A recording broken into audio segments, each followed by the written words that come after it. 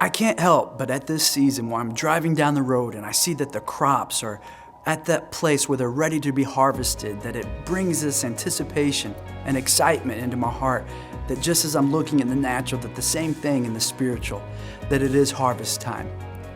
And just to kind of go into what we've been dealing with is definitely of it being harvest time. That we are no longer satisfied with just letting the enemy come into our life and invade our life, invade our heart with hopelessness, of times of thinking that our harvest is continually out of our reach, being attacked, or at places to where we just fight to try to stay not even ahead. Getting ahead seems to be a distant memory, just trying to make things even. And this is where we saw where Gideon was in Judges chapter 6 and verse 11, where heaven encounters him and we find him threshing wheat by the winepress. He was literally hiding his harvest from the enemy. He was used to, well, that's just the way that life is. He was used to the place where the enemy would come and attack their crops and their harvest before they could ever receive it or enjoy it. But things are about to change. It's a harvest time, and we serve a description of God I love is called Lord of the Harvest. We serve the Lord of the Harvest. So we position in our hearts, we make our stand that the Lord of the Harvest be our Lord, that we have breakthrough in our life, that we can no longer be satisfied with our harvest being attacked and being stolen from us, but we're to start walking into the very things God has called us to. It feels like if you put your hands over your ears, you can't hear anything, and it feels like somebody takes like a pencil or a knife and like stabs you in the ear, and it's like a lot of pressure built up around your ear. I was experiencing like whistling in my ear, and it was loud. My mom would sit next to me and she was like, I don't know what that is. I'm like, it's my ear, can you not hear it? And it hurt really bad, and it kept on doing that over and over again. So we were like, it's time to go to the doctor. And he had said that he clearly sees a hole in my eardrum that had ruptured, and we don't know when it had ruptured, like what point in time it happened, but that I needed to go see a specialist because we were thinking, do I need surgery? Is it gonna be like, is it infected? Like, what's wrong?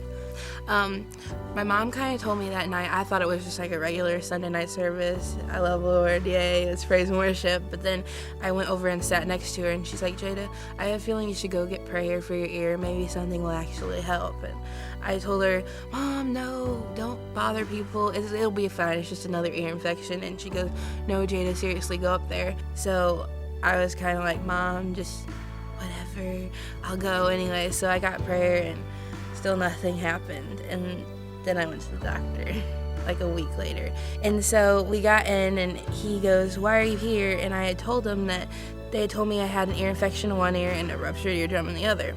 And he goes, well, he looks in my left ear and he said, there's no hole, I see no hole. And I'm like, well, last week they told me there was a hole in my ear and they have to have surgery. And he goes, well, I see no hole, there must be a misdiagnosis. The prayer was not like supernatural powerful. It was kind of a, Lord, help her ear, like make it whole to where she can hear and be able to actually function again. I don't have pain anymore. Like I said, my mom could hear it, like she was sitting right next to me, and now I don't have to sneeze and be freaked out about my ear, and I don't have like a loud siren in my ear. So no, I have no more squealing or pain or pressure anymore. I can actually hear now.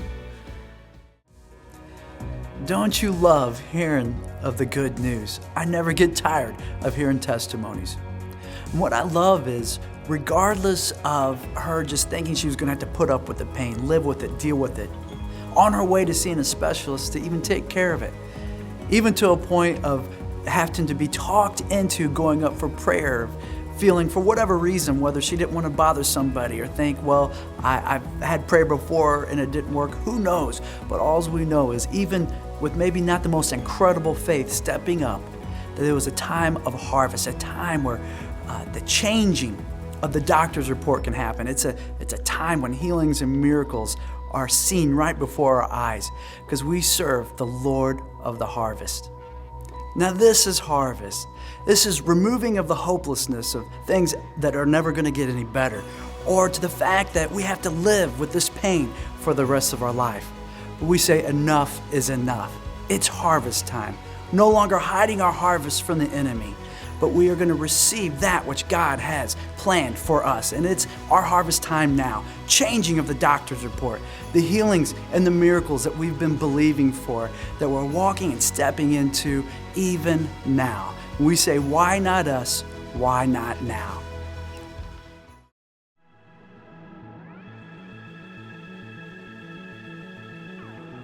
Fall Fest is coming Sunday night, October 26th.